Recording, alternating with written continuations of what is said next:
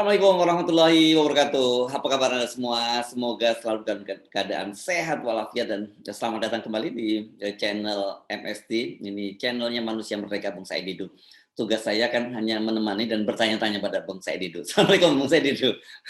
Waalaikumsalam warahmatullahi wabarakatuh. Ya, saya jadi agak tergoda ini dan kemudian mengkontak Anda karena saya membaca sebuah berita di Kompas beberapa hari yang lalu ini. Beritanya judulnya begini, Bang Said Didu. Ironi kereta cepat titik 2 ngotot diklaim B2B itu tapi pakai duit APBN. Ini rupanya ini mengutip pernyataan dari Menko Marinvest Luhut Panjaitan. Nah, saya terus merasa ini kelihatannya penting untuk kita bicarakan bagaimana sih supaya publik bisa memahami kok ada namanya duit APBN tapi pakai B2B. Kan Anda lama di pemerintah, jadi ini benar nggak nih terminologi semacam ini, Bang Said itu? Itu selalu cara China untuk menjebak suatu negara. Saya ulangi, itu selalu cara China menjebak suatu negara. Saya pikir baru 2 minggu lalu Laos sudah kena dengan metode yang sama. Pak Jokowi kan juga menyatakan bahwa ini bukan bantuan, tapi ini adalah kerjasama. Betul, kerjasama tapi utang. Nah, nanti saya jelaskan yang selanjutnya. Laos itu kan jelas-jelas sudah sama kereta api Cina, Laos, dan itu Laos sudah tidak mampu membayar. Kalau di Zimbabwe atau Nigeria itu kan pelabuhan yang tidak mampu membayar, akhirnya mengganti mata uang Cina. Nah, di Turki juga berbagai infrastruktur, jadi hampir semua infrastruktur yang dibangun Cina itu sudah dieneksasi oleh Cina di berbagai negara. Nah, dan modusnya persis sama, sama semua ke berbagai negara. Bahkan Laos kan itu jelas-jelas proyek obornya Cina. Dan Laos sekarang diganti jadi BRI ya, Belt Road Initiative ya. Ya. Betul. Diperhalus, istilahnya diperhalus sekarang namanya BRI. Nah, kita lihat itu jelas di Laos itu masih lumayan karena masih sebenarnya Cina masih lebih bagus karena 70% sahamnya dimiliki oleh Cina. Hanya 30% oleh Laos, tapi Laos tetap tidak mampu membayar dan utangnya hanya 91 triliun investasinya. Nah, tapi nggak mampu juga membayar. Nah, ini sebenarnya cara dia menjebak. Menjebaknya adalah bahwa dibungkus proyek investasi tapi harus dijamin pemerintah. Itu yang harus dijamin pemerintah. Nah, kalau kita double lagi, Mas, double jaminannya. Jadi harus join dengan BUMN dan harus dijamin pemerintah. Nah, itulah yang dipakai terus pemerintah menyatakan bahwa B2B secara hukum, tetapi secara pinjaman itu bukan B2B, tapi itu B2G karena jaminan pemerintah. Saya ulangi, nah kerjasamanya B2B, tapi keuangannya B2G. B2G itu bisnis, malah menurut saya G2G.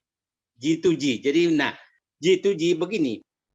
Pemerintah Cina menugaskan banknya, bank ekspor Cina, ya kan. Nah, kemudian pemerintah Indonesia menugaskan BUMN-nya dan dijamin pemerintah. Jadi saya menganggap ini adalah G2G yang dibungkus dengan B2B. Ya, G2G, government to government, dan dibungkus dengan B2B. Nah, kita lihat bahwa semangat dua Presiden Jokowi dan Presiden Jinping untuk proyek ini tinggi sekali. Artinya G2G sebenarnya. Nah, tapi B2B. Nah, yang terjadi akan seperti nanti jadinya Laos, Mas. Laos. Nah, kita ingat supaya publik paham lagi, jebakan Cina selalu begitu. Istilah saya jebakan makan bubur dari pinggir. Itu cara China. Nah, kereta api cepat dulu awalnya kan milik Jepang. Kita ulangi lagi. Ini studinya oleh Jepang, ya. Bersamaan dengan studi kereta api Cina ke kereta api Jakarta Surabaya, Jakarta Bandung. Jakarta Surabaya menyatakan ini layak, Jepang menyatakan layak. Jakarta Bandung menyatakan tidak layak kecuali pemerintah mau masuk investasi. datang Cina pada saat itu, ingat saya Jepang tuh menawarkan bahwa anggarannya 6,2 miliar dolar. Cina datang menyatakan ini hanya cukup saja 5 miliar dolar. Sudah selesai 5,2 miliar dolar. Nah, ternyata naik sekarang menjadi 8 miliar dolar, lebih 8 miliaran dolar. Nah, sekarang supaya gampang, nah setelah itu pemerintah menyatakan oke, kasih ke Cina. Kasih ke Cina dengan, dan dulu janjinya Cina ada beberapa tuh. Satu, bahwa harganya lebih murah. Dua, tidak ada jaminan pemerintah. Tiga, pemilik sahamnya BUMN. Nah, itu janji Cina. Setelah dia mendapatkan dan mengalahkan Jepang, maka dia minta tambahan bahwa harus jaminan pemerintah. Maka terpaksalah dijamin pemerintah. Nah, ternyata BUMN dikasih saham. Nah, setelah itu dia menaikkan harga. Jadi semua dilanggar oleh Cina. Tapi yang menarik Mas Hersu adalah ini dilanggar semua, tapi pemerintah Indonesia tunduk patuh kepada Cina. Tunduk patuhnya itu satu, sudah naik harga tapi tidak berani meminta Cina untuk untuk kontribusi. Harus Indonesia menambahkan uang, ya kan, kira-kira begitu. Yang kedua, ini harusnya kan dia kontraktor, harusnya ini dong, malah dia harus didenda dong karena harga naik dan waktu molor. Nah, yang menarik lagi, pemerintah Indonesia meminta agar China menambah saham. Kita jadi minoritas saja. Jadi supaya, karena risikonya tinggi, tapi buktinya Cina tidak pernah mau menambah sahamnya. Artinya Cina sudah paham bahwa ini proyek ini rugi. Nah, proyek ini rugi sehingga nanti karena rugi maka Cina bisa menganeksasi proyek ini ditambah meminta kerugian karena jaminan pemerintah, minta kerugian di tempat lain. Jadi saya menyatakan bahwa proyek ini adalah ini saya bukan lagi B2B tapi G2G, hanya pemerintah Cina menugaskan perusahaan BUMN-nya dan pemerintah Indonesia mendengarkan BUMN-nya. Pertanyaannya adalah pasti mereka terkelip. Orang kan menyatakan kenapa pakai APBN? Pasti pemerintah menyatakan APBN itu dalam rangka menyuntik PT Kereta Api, ya kan? Dalam menyuntik kereta api untuk penyertaan modal. Iya, betul. Tapi kan kenapa Anda paksakan? Anda paksakan memakai dana APBN. Nah, tapi pemerintah juga sudah tidak mungkin menghindar karena kemungkinan adalah jaminan pemerintah ini seperti apa. Nah, yang perlu didesak oleh publik adalah sebaiknya pemerintah membuka jaminan apa yang diberikan kepada Cina. Itu yang nggak pernah terbuka sekarang. Itu, Mas Her. Dan kalau tidak salah ini pun dalam beberapa kesempatan termasuk dalam rapat kerja dengan DPR, Direktur KAI, Dirut KAI itu juga merasa dia ini dikorbankan lah gitu ya, diberikan beban karena kan tadinya bukan dia sebagai lead-nya ya.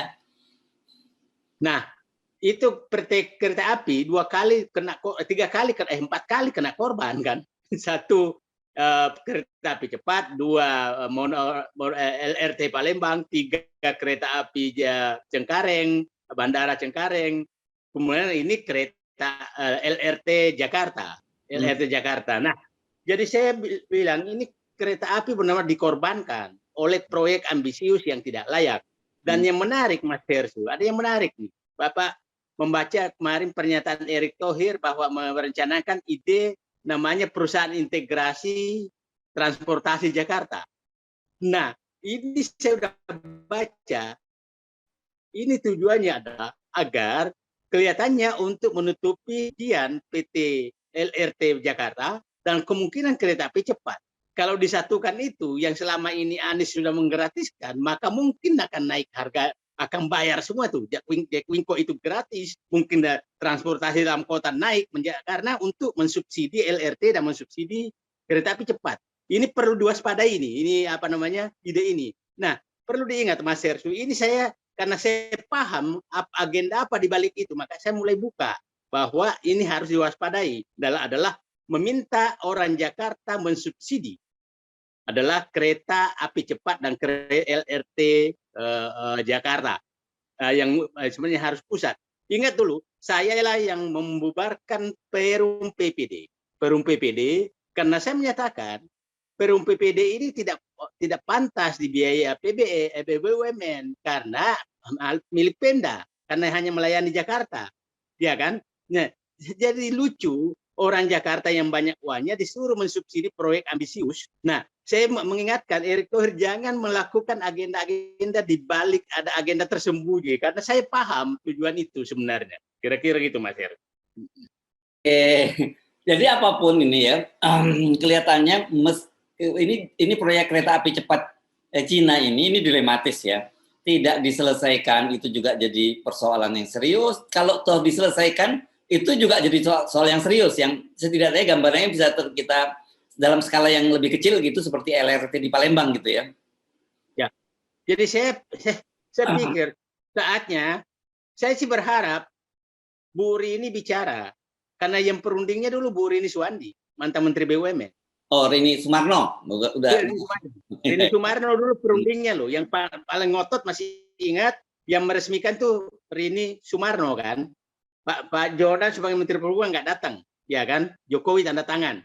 Nah setelah itu seingat saya masalah ini setelah Rini Sumarno diberhentikan diserahkan ke Pak Luhut kan untuk menyelesaikan memonitor masalah penyelesaian kereta api cepat ini. Jadi menurut saya mereka harus buka supaya jangan rakyat yang tersiksa gitu. Yang paling penting dibuka sekarang itu adalah jaminan apa sih yang diberikan pemerintah kepada pemerintah Cina supaya kita bisa mengambil keputusan apakah diteruskan atau kan kalau memang itu merugikan secara proporsional maksudnya Cina juga rugi, kita juga rugi kalau berhentikan aja daripada diteruskan akan membebani pemilik saham itu kan kita mayoritas seperti kereta api dan ini mayoritas maka akan menjadi beban terus gitu. Jadi menurut saya jauh lebih bagus orang tuanya berkorban daripada mewariskan utang kepada anak cucunya,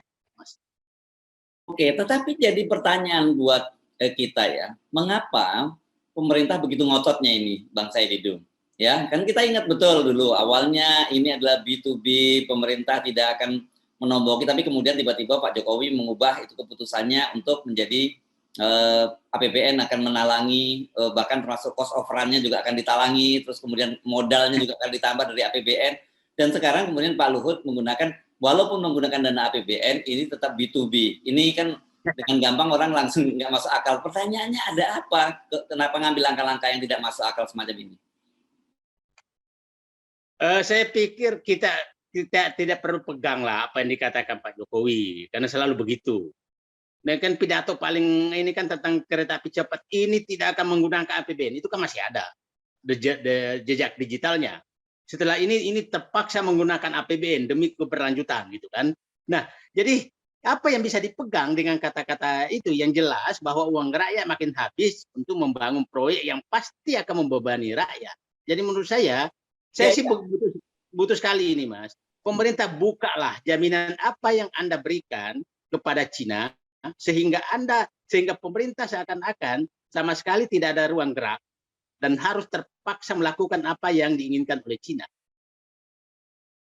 Itu dia, makanya sampai sekarang tentu saja publik akan bertanya, kalau gitu apa keuntungan yang diperoleh dari pemerintah ini? Orang kan kemudian langsung berpikir jangan-jangan yang paling sederhana itu soal cashback. Ini jangan-jangan sudah dapat cashback duluan di depan, jadi mau nggak mau akan dilanjutkan. Oke, kalau cashback itu terlalu kecil, tentu ada kepentingan-kepentingan yang jauh lebih besar, apakah kepentingan politik, kepentingan ekonomi, dan sebagainya, itu yang jadi pertanyaan publik. Saya kombinasi dari dua-duanya. Kombinasi dua-duanya bisa terjadi karena kalau Cina, cashback-nya itu terjadinya di Cina, jadi sangat susah ditelusuri di Indonesia. Itu cashback-nya dikasih di Cina, di sana. Nah, karena uang Cina itu tidak pernah masuk, itu selalu gitu, tidak pernah akan memasukkan uang ke negara tujuan investasinya. Yang dimasukkan adalah tenaga kerja, mesin dan lain, tidak pernah masukkan uang. Jadi kalau ada terjadi cashback itu terjadinya di Cina. Itu terjadi selalu begitu di Cina itu. Karena negara lain itu kan memberikan uang, Mas Herzu. Negara lain memberikan uang, uang itu dibelanjakan untuk proyek yang ini, bisa beli semen di sini, bisa beli ini. Kalau Cina nggak pernah. Itu uangnya adalah untuk dipakai untuk dia sendiri gitu. Nah, jadi kalau ada cashback-nya, maka cashback-nya terjadi di Cina sana gitu. Nah, dan kita tidak bisa begini, Mas Heru. Problemnya juga adalah kita tidak bisa punya pembanding harga karena produk yang ditawarkan Cina itu produknya dia, nggak ada sama aja di negara manapun gitu. Jadi bayangkan saja kita tidak bisa menawar, kita tidak bisa dapatkan uang, dan itu yang terjadi ya. Jadi saya kembali bahwa berhentilah membungkus bahwa ini B2B, bukalah bahwa ini G2G sebenarnya. G2G sebenarnya pemerintah, kemudian Indonesia ikutan, dan masing-masing hanya menugaskan badan usaha milik negaranya untuk pelaksana. Tapi pemerintah Indonesia di posisi terjepit, ada jaminan pemerintah. Pemerintah Cina hanya menanggung utang, menanggung bahwa akan diberikan utang, gitu, akan diberikan utang kepada proyek ini dan menjual mesin dan peralatan seperti tenaga kerja dan kebutuhan lain. Itu. Dan ini kan proyek ini akan segera dipamerkan dia bersamaan kedatangan dengan Presiden Xi Jinping ke Indonesia menghadiri G20, ini akan diuji coba. Tetapi sebenarnya kita juga sudah membaca berita bahwa dari rencana semula bulan Juni tahun 2023 ada kemungkinan ini akan molor lagi gitu ya. Saya nggak kebayang orang-orang yang bekerja di lapangan betapa beratnya, karena ini benar-benar proyek yang dipaksakan gitu. Dan saya ulangi lagi bahwa dengan mundurnya hampir 2 tahun kalau lebih mundur nih, berarti sebenarnya cost-nya itu, cost of money-nya sudah, kalau bunga 12% sudah 25%. Berarti dari cost of money saja itu belum cost of run-nya ya. Cost of run-nya kan naik hampir 30%. Ya. Cost of money sudah naik mungkin 25%. Proyek ini sudah naik investasinya hampir 50%. Gitu. Jadi sudah makin berat. Nah, sama dengan LRT Jakarta itu kan mundur hampir 3 tahun, dan itu lebih parah karena utang dalam negeri bisa sudah hampir 100% tuh naik biayanya. Jadi menurut saya sih berharap pemerintah duduklah berpikir bahwa saya membuat dosa, meninggalkan beban utang kepada anak cucu saya. Bagaimana saya Tuhan mengampuni mereka. Berat-berat ini urusannya, kalau berarti udah nggak ada jalan keluar lagi selain itu dong ya. Ini kalau Bang Saidin udah bicaranya seperti itu. Saya kalau ditanya Mas, 2 proyek yang ini saya menyatakan beban keluarnya berat sekali. Kereta api cepat dengan LRT Jakarta itu sangat berat. Jadi menurut saya ya, kalau memang hubungan baik dengan Jinping bagus, datanglah Pak Jokowi ke Jinping, tolonglah Pak, daripada arwah saya dimaki-maki, tolonglah saya dikurangi beban utangnya ini ke kereta api cepat, karena ini menjadi beban seumur hidup, bukan seumur hidup, panjang sekali terhadap negara rakyat Indonesia. Nah, tapi kita belum pernah dengar ada semacam itu di Cina. Yang kalau kemarin kan kita baca ada beberapa negara Barat yang menghapuskan utang kita cukup besar, dan itu dengan metode swap gitu. Tapi kalau di Cina kan kalau penghapusan utang itu biasanya bukan dihapuskan, tetapi dia justru mendapatkan asetnya di Indonesia kan gitu. Asetnya di negara di investasinya gitu maksud saya. Sepertinya Cina memang tidak ada, karena begini, Cina itu kan beda negara lain, bahwa dia memperhatikan iklim, memperhatikan tentang demokrasi dan lain-lain. Jadi seperti pemotongan utang yang terjadi sebenarnya itu adalah kemungkinan besar sebenarnya kalau Indonesia nggak dicabut ini, maka dia semakin merusak lingkungannya. Kalau Indonesia tidak dicabut utangnya, maka akan terjadi demokrasi makin ini. Jadi sebenarnya ya itu pilihan, apakah menambah utang untuk menyelamatkan bumi, ataukah mencabut utang dan Indonesia menyelamatkan bumi. Jadi ingat, pencabutan utang itu adalah membuat APBN terikat untuk dibelanjakan sesuatu sesuai dengan keinginan negara. Oke, jadi bukan gratis itu. Jadi publik harus paham. Jadi oke, aku hapuskan utang ini, tapi uang kamu harus belanjakan ke sini. Kamu harus belanjakan ke sini, itu sebenarnya. Ya. Dan saya kira sebenarnya kalau dalam bahasa sederhana, apa yang dilakukan oleh Cina ini adalah seperti rentenir ya, Bang Said itu. Tapi rentenir dalam skala global ini gitu ya. Oke. Ya. Jadi saya pikir ya benar Mas Hersu tadi bahwa kereta api cepat sudah terjebak rentenir Cina. Itu Yes. menurut saya itu benar. Itu sudah terjebak. Jangan lagi dibungkus dengan B2B, B2G. Itu udah Skemanya skema rentenir lah ya. Terjebak gaya rentenir Cina. Yes, oke. Karena sudah terjadi berbagai negara. Yes. Itu saya pikir, Mas. Yes, baik. Terima kasih Bang Said Didu karena Anda sendiri tadi sudah menyatakan tinggal berdoa. Kita mesti akhiri perbincangan kita. Terima kasih. Assalamualaikum warahmatullahi wabarakatuh. Waalaikumsalam warahmatullahi wabarakatuh.